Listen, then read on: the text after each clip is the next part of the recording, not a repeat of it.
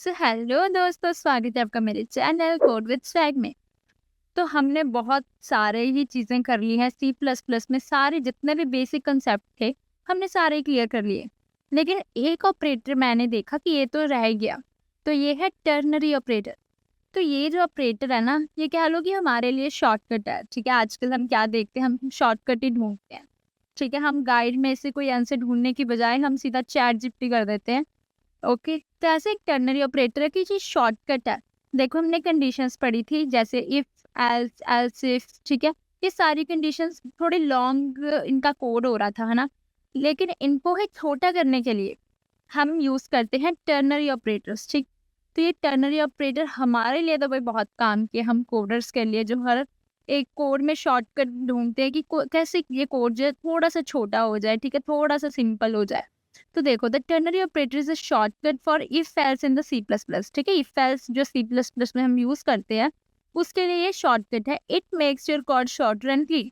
ठीक है, इससे हमारा कोड जो है छोटा भी लगेगा, थोड़ा साफ सुथरा भी लगेगा। चलो आते हैं हम इसके सिंटेक्स पे कि इसको हमने लिखना कैसे है। अब देखो, जब हम इफ एल्स करते थे, यहाँ पे पहले इफ लिखते थे, उसका पूरा पूरा कोड लिखते थे।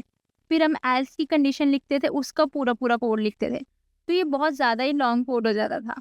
अब इसका सिंटेक्स देखना कितना छोटा है। इसका सिंटेक्स देखो है एक लाइन का बस।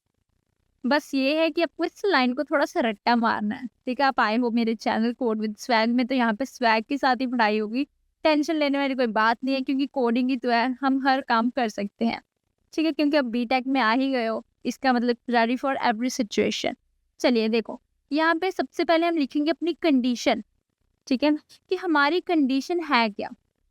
उसके बाद ये हम डालेंगे क्वेश्चन मार्क। जैसे हमने अपनी कंडीशन लिखी, उसके आगे होगा क्वेश्चन मार्क, मतलब कि कोई समझ जाएगा अगर यहाँ पे क्वेश्चन मार्क है तो उससे पहले हमने अपनी क्या लिखी हुई है, कंडीशन लिखी हुई है। उसके बाद हम लिखेंगे कि ट्रू वैल्यू, कि अगर ये कंडीशन ट्रू हो जाए तब हमारे पास क्या चीज़ आनी चाहिए, वो है ट्रू वैल्यू। और फिर हम डाल देंगे कॉलम। ठीक है, कि मेरे पास जो ट्रू वैल्यू है उसके आगे हम ये दो छोटी छोटी बिंदियां डाल देंगे। ठीक है, लड़कियों अपनी बिंदियां याद रखना। ओके, तो अब आ गया मेरे पास फॉल्स वैल्यू, कि अगर मेरे पास ये वाली कंडीशन जो है वो फॉल्स हो जाए, ठीक है, तो यहाँ पे हम डाल देते हैं सेमी कॉलन। ठीक है, अगर ये वाली कंडीशन मेरे पास ट्रू होगी तो ये चीज़ चलेगी, अगर मेरे पास फॉल्स होगी तो ये वाली चीज़ प्रिंट होगी। बस इतना सा सिंटेक्स है, मतलब कह लो इफ ये वाली कंडीशन ट्रू तो ये, एल्स नहीं तो ये, है वही चीज़। बस हमने इसको एक लाइन में जो है वो लिख दिया है। तो चलिए देखो, if the condition is true it returns a true value. अगर ये वाली कंडीशन ट्रू हो जाए तो ये ट्रू वैल्यू देगा, एल्स नहीं तो इट रिटर्न्स फॉल्स वैल्यू। तो ये क्या है, फॉल्स वैल्यू देगा। यहाँ तक तो वही सबको क्लियर ही होगा, आई होप। तो चलिए चलते हैं नेक्स्ट स्लाइड पे, जहाँ पे हम देखते हैं एक एग्जाम्पल। एग्जाम्पल के बाद हम जाएंगे अपने वीएस कोड, अपने भाई के पास। ठीक है, क्योंकि वहीं पे हम सब कुछ करते हैं। चलो देखो, यहाँ पे हमारे पास एग्जाम्पल फाइंड मैक्स। ठीक है, कि हमने यहाँ पे मैक्सिमम वैल्यू को फाइंड आउट करना। Integer a is equals to 10। ठीक है, ए की वैल्यू है 10, बी की वैल्यू है 20। इतना आपको चीज़ को याद रखना है। तो यहाँ पे मैंने लिख दिया है अपना टर्नरी ऑपरेटर। ठीक है, इंटीजर मैक्स, कि मेरे पास एक मैक्स वेरिएबल है, उसको ही मैंने सी आउट करवाना होता है बाद में। तो इस मैक्स में क्या है, देखो अब क्या आना चाहिए इसमें, कि मेरे पास कंडीशन है कि ए जो है वो बी से बड़ा है, ए इज ग्रेटर देन बी। ये लग गई मेरी कंडीशन। उसके बाद है कि अगर तो ये चीज़ ट्रू है कि ए जो है वो बी से बड़ा है, तो आप मुझे ए प्रिंट आउट करवा दो, ए आप मुझे आउटपुट दो। क्यों, क्योंकि अगर ये कंडीशन ट्रू हो जाए तो मुझे ये वाली चीज़ चाहिए। अगर ए बी से बड़ा नहीं है, ये कंडीशन फॉल्स हो गई, तो इसका मतलब बी ही बड़ा है। अगर ए बी से बड़ा नहीं तो बी ही ए से बड़ा है, यार ये तो बेसिक चीज़ है। ठीक है, तो हमारे पास बी जो है वो आउटपुट आ जाएगा। तो अब मेरे पास देखो सी आउट क्या आएगा, मैक्सिमम इज। मैक्सिमम में कौन है, मैक्सिमम मैक्स। तो ये जो भी यहाँ पे अगर ए आया तो वो मैक्स में जो है वेरिएबल में स्टोर हो जाएगा। अगर मेरे पास बी हुआ बड़ा तो वो मैक्स में जो है स्टोर हो जाएगा। तो मेरे पास सी आउट में हम क्या करवा देंगे, मैक्स को आउटपुट में ले आएंगे। देखो एक्सप्लेनेशन है इसकी, if a is greater than b. अगर मेरे पास ए बी से बड़ा है, मैक्स क्या हो जाएगा, ए बड़ा हो जाएगा, मतलब कि ए जो है वो मैक्स में स्टोर हो जाएगा। अदरवाइज बी, नहीं तो बी। ये वही कंडीशन हुई, if a is greater than b, cout a, else b. तो इतनी बड़ी चीज़ को हमने देखो इतने एक लाइन में लिख दिया। तो यही है भाई कोडर्स की, सच्चे अच्छे कोडर्स की निशानी। तो चलो चलते हैं हम अपने वीएस कोड में, तो जहाँ पे आपको चीज़ें जो है बहुत ही क्लियरली समझ आ जाएंगी। ठीक है, तो चलो चलते हैं अपने वीएस कोड में। तो चलिए आगे हम अपने वीएस कोड में यहाँ पे हम अपनी न्यू फाइल बना लेते हैं टर्नरी नाम से, ternary.c। ठीक है, जल्दी जल्दी अपनी बेसिक लाइन जो है वो लिख लो।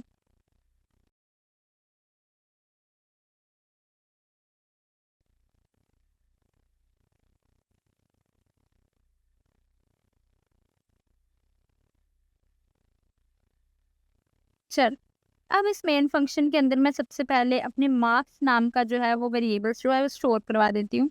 ठीक है, कि मेरे पास इंटीजर है मार्क्स। ठीक है, मार्क्स जो है वो इंटीजर टाइप की है।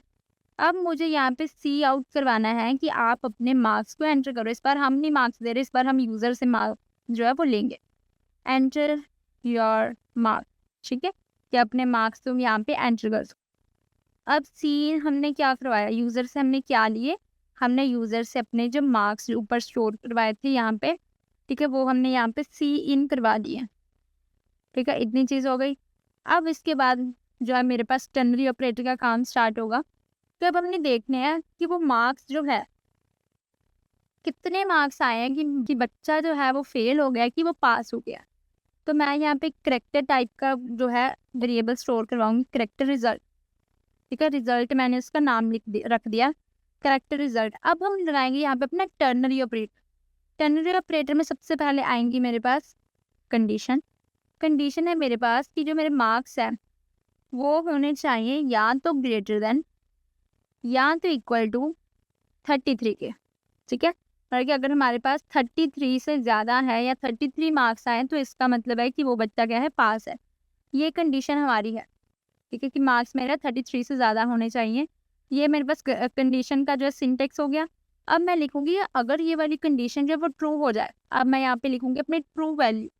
ट्रू में क्या होगा कि वो बच्चा क्या है, पास। ये अब सिर्फ पी लिखते हैं, क्यों, क्योंकि हम यहाँ पे स्ट्रिंग नहीं ले रहे, हम यहाँ पे करेक्टर ले रहे हैं जहाँ पे सिंगल अल्फाबेट जब स्टोर हो। ठीक है, तो यहाँ पे मैंने पी ले लिया। अब ये वैल्यू ट्रू होगी तो यहाँ पे मैंने 2 जो है लगा देने। ठीक है, अब देख, अब मेरे पास इतनी चीज़ हो गई। अब मैं यहाँ पे लिखूंगी एल्स वाली।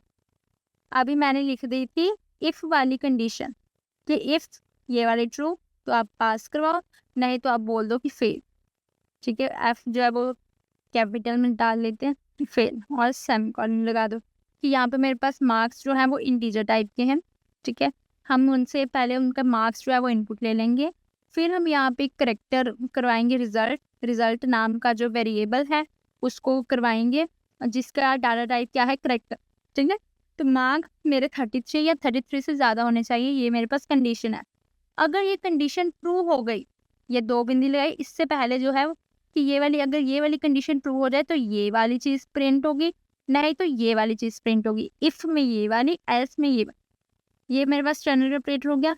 अब यहाँ से कुछ भी आए, यहाँ से पास आए, यहाँ से फेल आए, यहाँ पे भी मैं क्या कर देती हूँ, बड़ा पी कर देती हूँ। ठीक है, कि अगर मेरे पास पास आए या फेल आए वो जाके किस में स्टोर होगा, वो जाके रिजल्ट में ही तो स्टोर होगा। तो मुझे अब रिजल्ट को भी जो है वो करवाना होगा सी आउट। एक मैं देख लेती हूँ रिजल्ट में क्या आना चाहिए।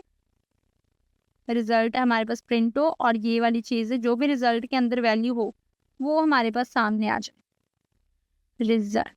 ठीक है, और लास्ट में डाल देंगे एंजल, और उसके बाद हमारे पास रिटर्न 0।